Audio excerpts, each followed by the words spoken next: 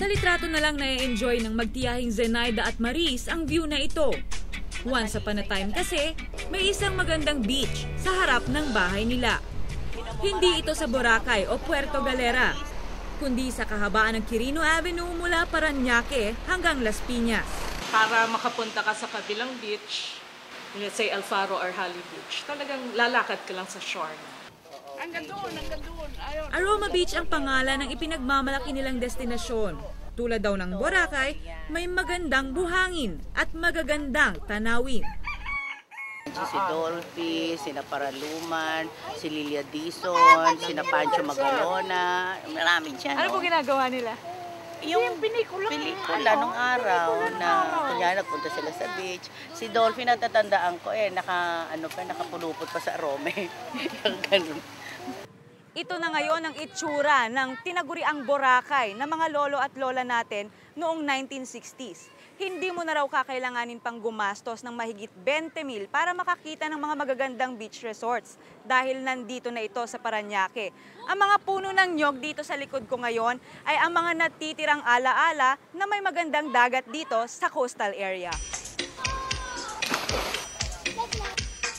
Pero ang dating Malaparaisong Beach na may pangalang Aroma, ngayon, iba na ang aroma. Amoy pusali. At namumutiktik sa mga kakaibang tanawin. Ay, super hinayang. Kasi yung mga apo ko, kagaya ng mga apo ko na yan, hindi nila na-enjoy what I have enjoyed.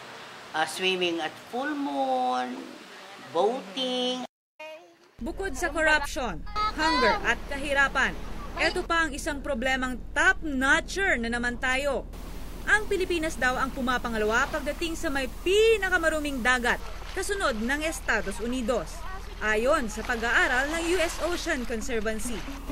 Sa coastal cleanup na ginawa ng mga environmentalist at volunteers noong nakaraang taon, eto po ang mga lamang dagat na lumutang.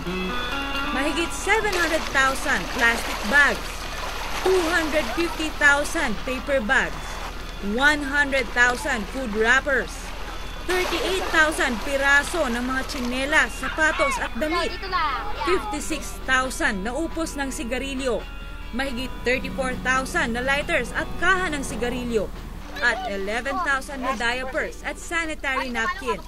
In short, ginawa nating malaking taco beds ang ating dagat.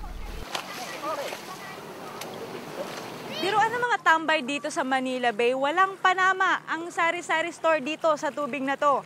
Dahil nandito lahat, may cup noodles, merong bote ng gin, merong tsinelas, at meron pang mga damit.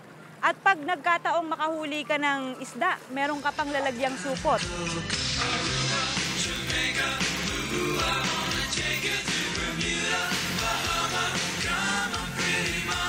Maraming beses nang nagpalit ng mukha ang Baywalk. Naging headquarters ng mga pulubi at snatcher. Naging Bar Avenue. Pero ang kapansin-pansin, sa evolution ng Manila Bay, ang hindi nawawala ay ang mga basura. Mga unidentified floating objects. Hindi ko talaga lubos maisip kung paanong napabayaan itong Manila Bay. Biruin mo, malapit sa Senado, malapit sa Luneta, sa Intramuros, at higit sa lahat, malapit sa Department of Tourism. This could have been a beautiful and profitable tourist destination. Pero tingnan mo naman, kumbaga pera na, naging isang malaking garbage bin at toilet bowl pa. Sa huli, eto lang. Ang mga bagay na madalas nating ipinagwawalang bahala, baka maglaho na lang ng parang bula. Sana lang, pakinggan natin ang tawag ng kalikasan habang maaga. Hindi yung sa karagatan natin sasagutin. Ang tawag na ito. Fiona Rosario po, Dokumentado.